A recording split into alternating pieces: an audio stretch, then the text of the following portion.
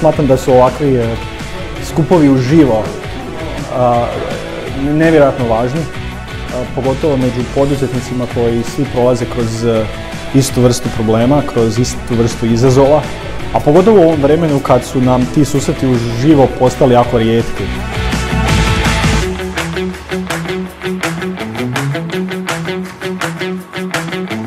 Mislim da je ova konferencija sjajan projekt koji treba podržati i sa sudjelovanjem i sa slušanjem sjajnih predavača.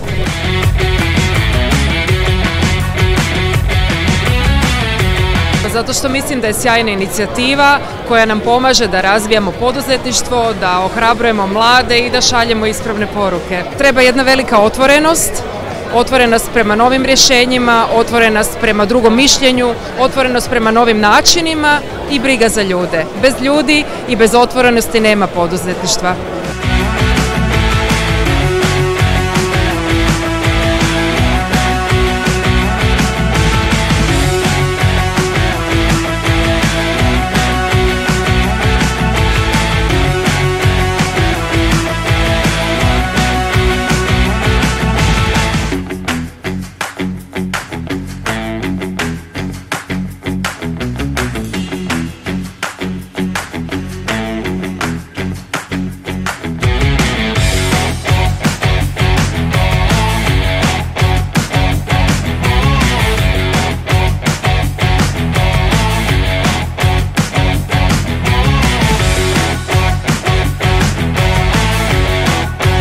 Ja mislim da je jako bitno da ljudi iz poslovnog svijeta zajedno međusobno dijele nekakva iskustva, ali jako bitno je recimo neki ljudi što su uspješni u nekakvim svojim segmentima podijele ta neka pozitivna iskustva kako su do tuda stigli, tako da bi mogli pozitivno djelovati, nekako imati pozitivan impakt i na mlađe ljude, ali i na ostale svi koji se u biti upuštaju te poduzetničke vode.